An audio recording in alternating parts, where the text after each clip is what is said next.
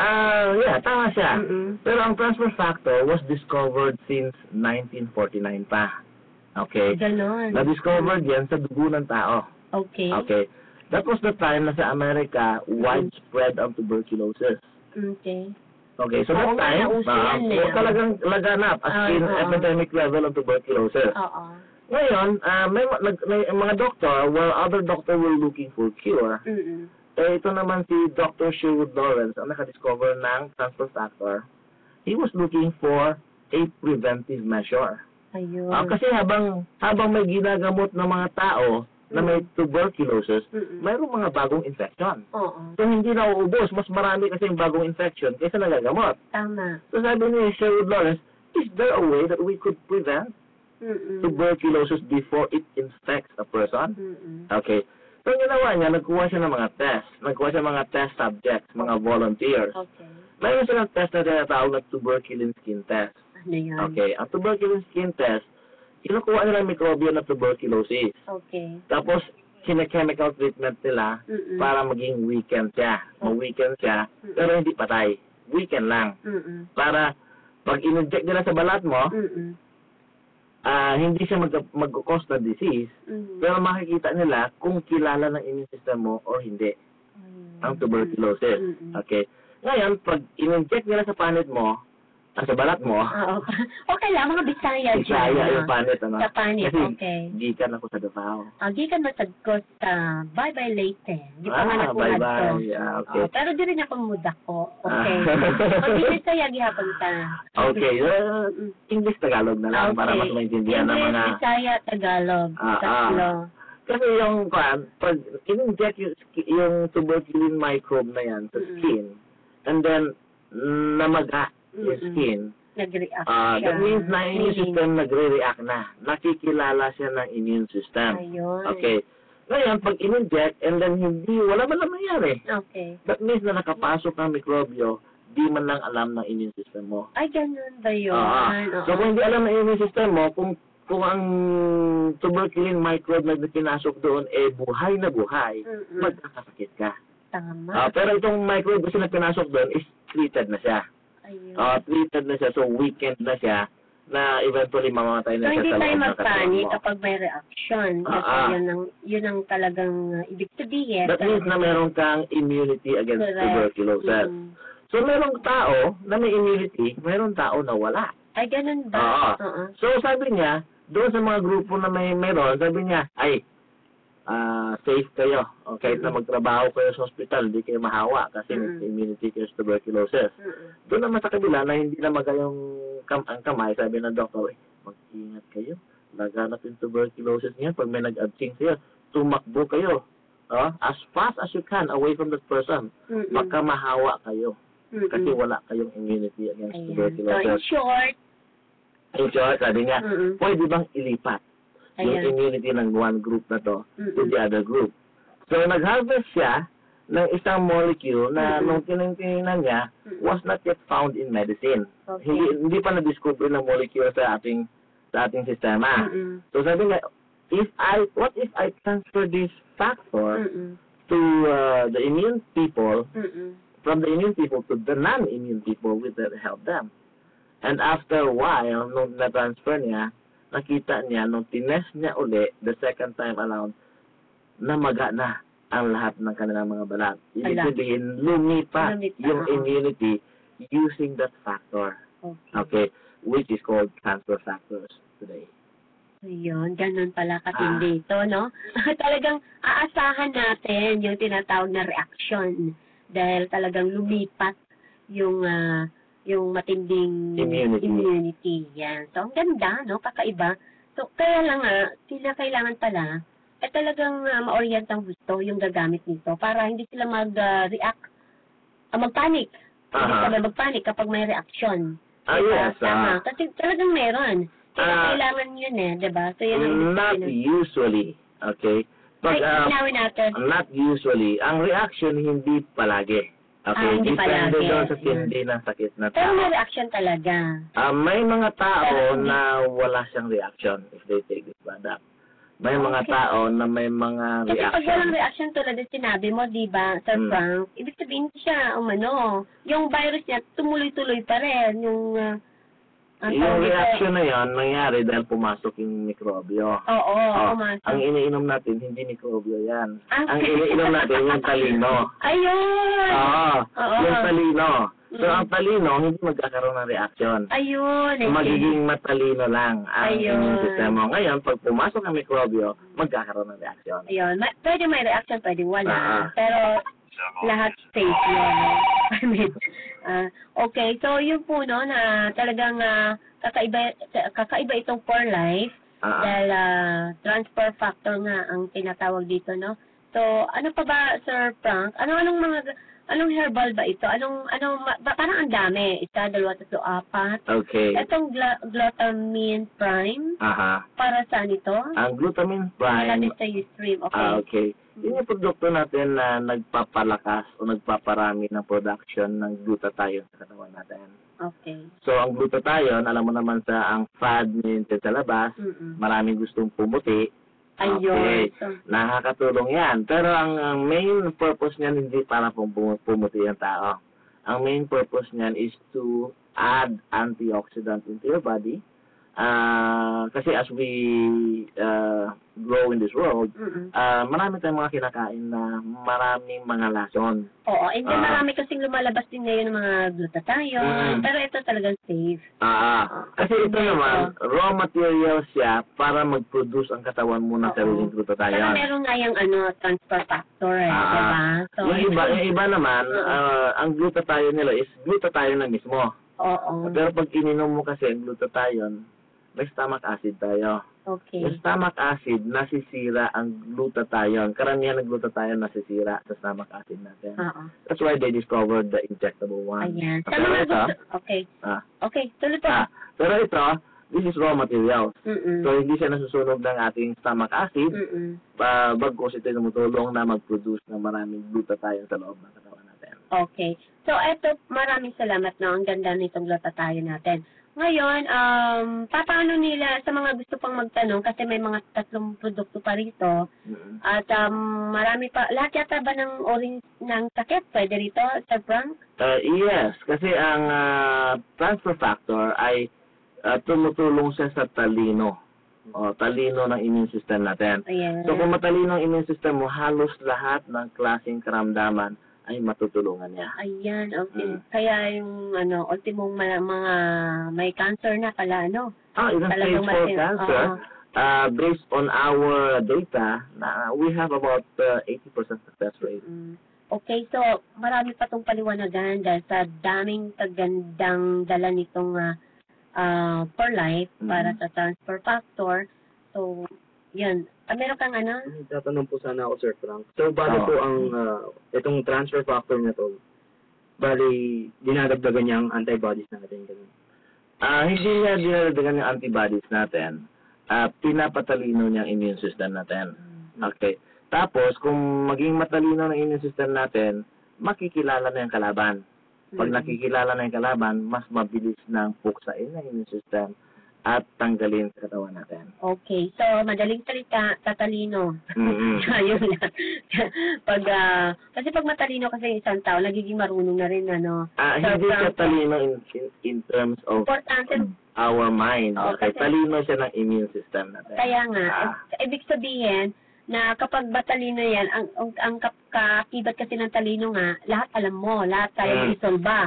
So, eto nga, sa loob ng ating immune system, lahat ng problema doon sa loob ng ating katawan, ay kaya niyang ayusin. Dahil yan yung kanyang character talino. Diba? So, yun.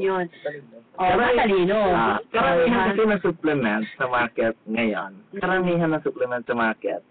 they are claiming that the product boosts the immune system. Okay. And I believe that it boosts the immune system. Okay. Ours does also. Nag-boost din siya ng immune system. Pero kung papipiliin ka, anong gusto mo mangyari sa immune system mo? Maging malakas ba o maging matalino? Anong piliin mo doon sa dalawa? Alin nga ba? Uy, gusto ko talaga matalino. Mas maganda yung matalino. Automatic yan. Paano yan? Gusto na lahat ng Pilipino sa buong bansa, sa mundo. Lahat ng sulok man ng mundo ay gusto maging matalino. Paano kayo makontact, Sir Frank? Okay. Pwede kayo mag-text sa aking Globe 0917-715-2079. Pakiulit po. 0917-715-2079. Isa pa! 091. Tuloy na. Okay. Nautal ako. Okay. 0917-715-2079. Oh, hala! Maging matalino na po tayo. At para nang sa ganun wala nang maghirap.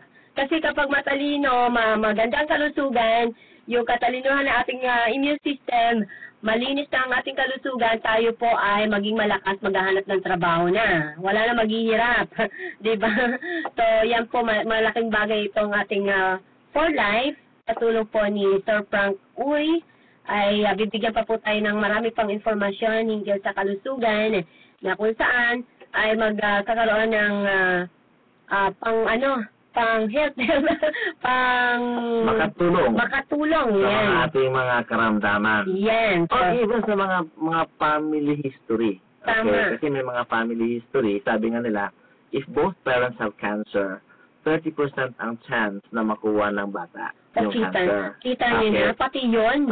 Kaya niyang baguhin. Kasi malino ang immune system. The only problem there, bakit nagkaka-cancer yung tao, dahil hindi niya kilala yung mga abnormal cells na katawan natin. Ayan. Pag hindi niya kilala, hindi niya ma-eradicate. Okay. Tandamak-mak po talaga ibibida yan sa atin ng For Life.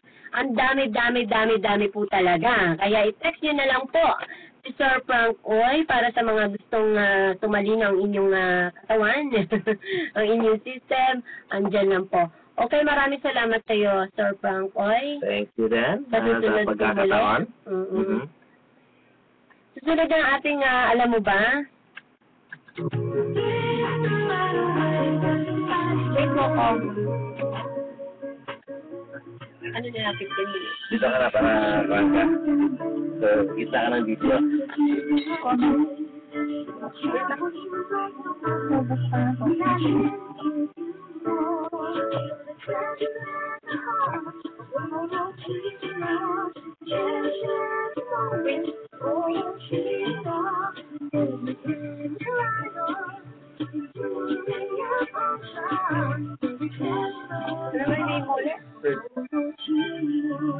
Ang napapanahon, alam mo ba, nagtatanong, nagmamasid.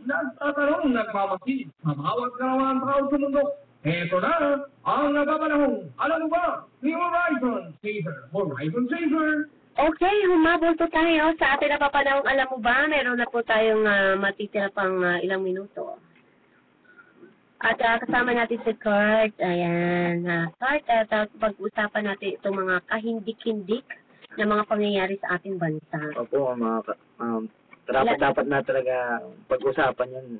Napapanahon na yan ngayon eh. Oo nga. Tandamak-mak kahindik-hindik. ano bang mga natatandaan mo ng mga kahindik-hindik na nangyayari sa ating bansa? Nitong mga nakalipas na panahon, marami tayong siyempre, unahin natin yung mga disaster na nangyari, mga lindol, bagyo, o kung ano man nangyari sa politika. Matano ka? Nakakaiba, no? Kahindik-hindik pero natatawa tayo. Parang bang normal na lang, di ba? So, may nag-text si Jelmar, nandyan na. Sa Studio Supremo, yan.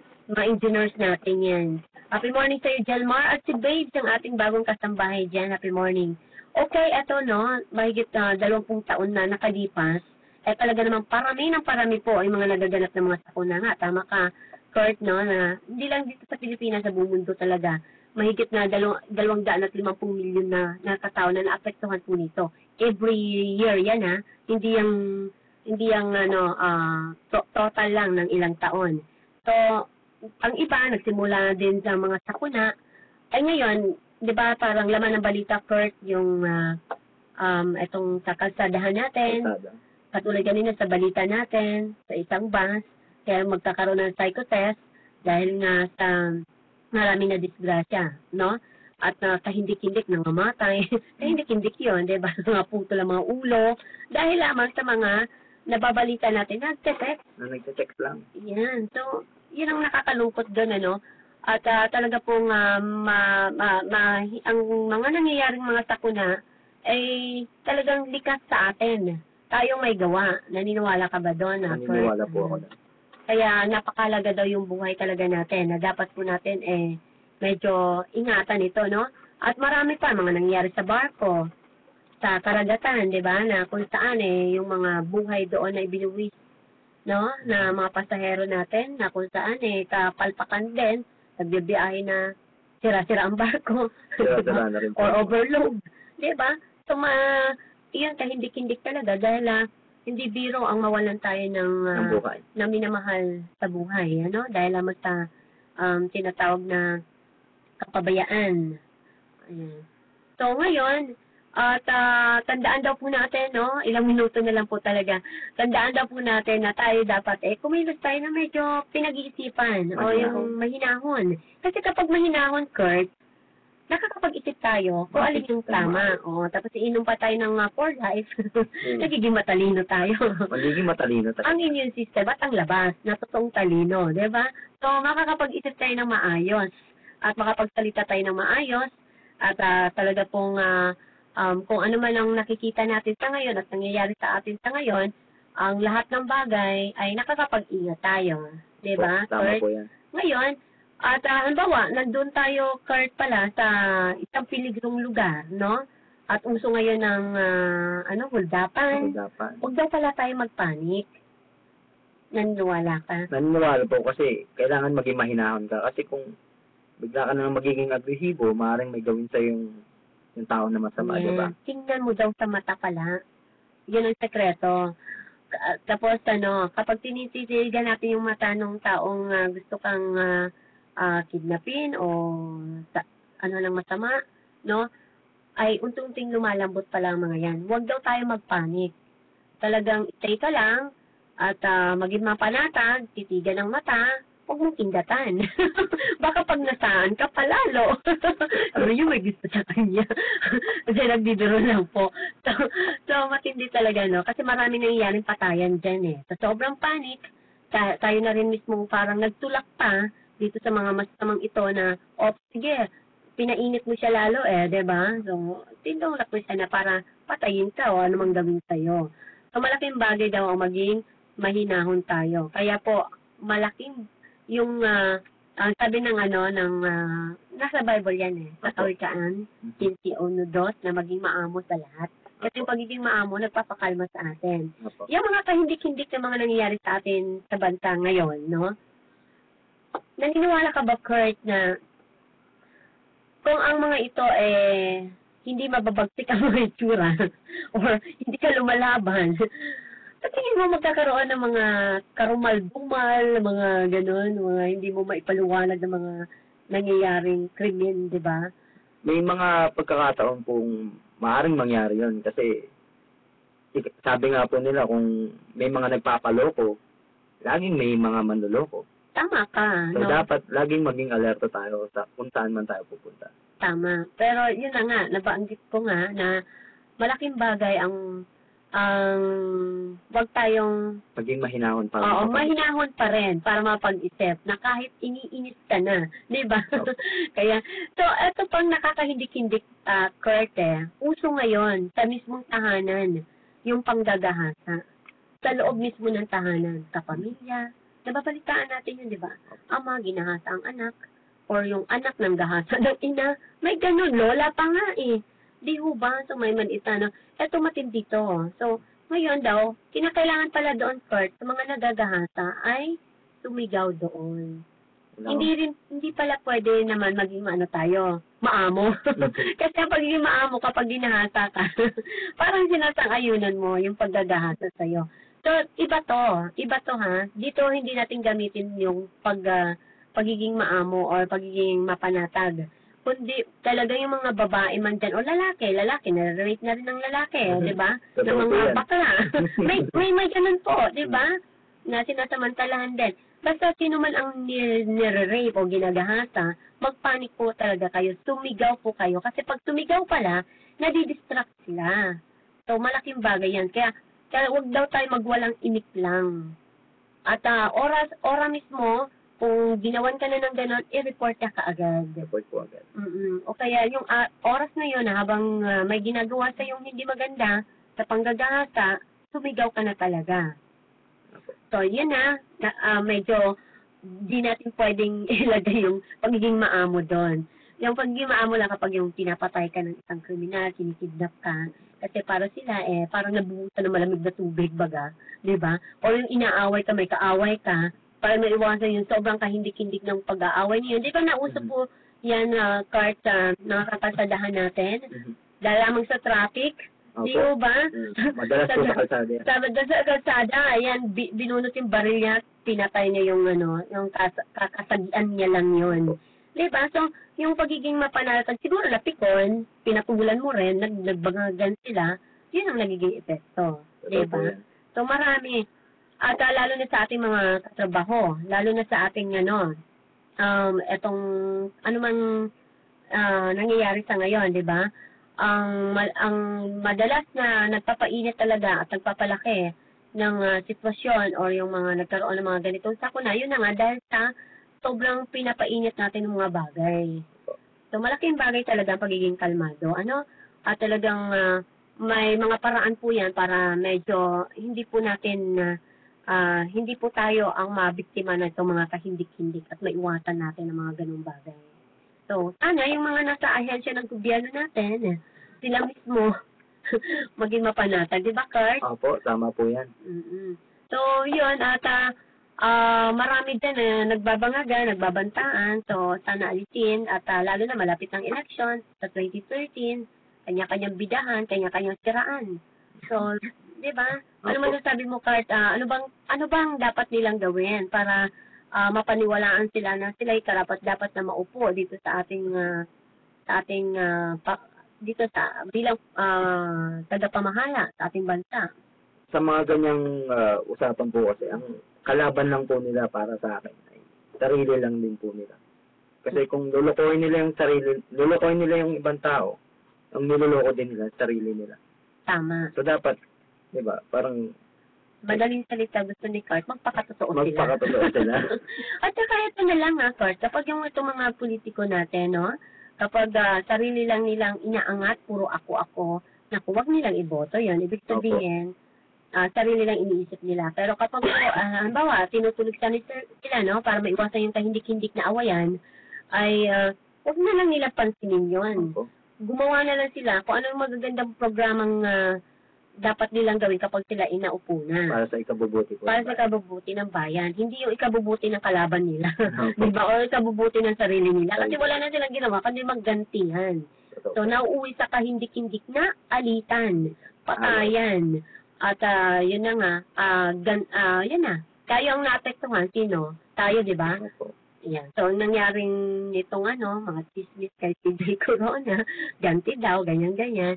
Dami na tayang pera. Mga pondo natin, ilang bilyon yun. Ilang bilyon po ang sayang. Na dapat mas marami makikinabang, di ba? Dahil sa mga walang pagpipigil sa damdamin, ganti doon, ganti rito. So, yun po, naging problema natin. So, konti ng oras, at talaga pong nais man natin palawakin pa, ang dami-dami pa natin pwede pag-usapan sa mga kahindik-hindik na ito. So, Kurt, last, para mapayuhan naman natin ang ating mga sarili, ating mga nakikinig sa atin, at sa mga nakaupo sa ating ahensya ng gobyerno, kung paano natin maiwasan yung mga kahindik-hindik na mga bagay pa. Opo, tayo po'y maging alisto sa ibang bansa. Tayo po'y maging alisto sa kani-kanilang mga ginagalawan. At lalo na po dito sa Pilipinas dahil medyo po maraming kahindik-hindik ang nangyayari. Siguro po maging alisto tayo sa lahat ng oras kung kahit nasan ka man o anong oras man. Okay, maraming salamat sa iyo, Kurt. At talagang, maraming po salamat. At ako'y napanatag mo, iwasan kong maging hindi mapanatag para maiwasan natin yung mga kahindik-hindik na mga sakuna na yan. Sakuna o krimen, di ba? Opo. So, So, maraming salamat. Okay po mga mahal natin taga-subaybay, maraming po salamat po sa inyong lahat. Every Friday po tayo at baka makakasama na natin si Kurt. Opo. At talagang ito yung ating kabataan sa ngayon na magbibigay din ng inspirasyon po sa atin. Diba, Kurt? Opo. Ayan, ang ganda ng boses pa. Ayan. So, malayong marating mo, Kurt. Mukhang malalim, di ba? Bakit ikaw magiging presidente sa hinaharap? Hindi naman po diba? siguro. Uminom tayo ng 4 Life para tumalino Kaya tayo. po natin uminom nito. Tumalino pa ang ating immune system. Hindi na tayo magkakasakit kasi matalino nga eh. Tatalino ang immune system Diba? natin. So, yan po. Okay po, at kami magpapaalam na. Alam mo ba yung slogan natin? Pag-ibig ang susi ng kapayapaan sa mundo. Ulitin mo. Tama. Okay. 1, 2, 3. Pag-ibig ang susi ng kapayapaan sa mundo. Bye. We love you all. Sumubra na kasi sa oras.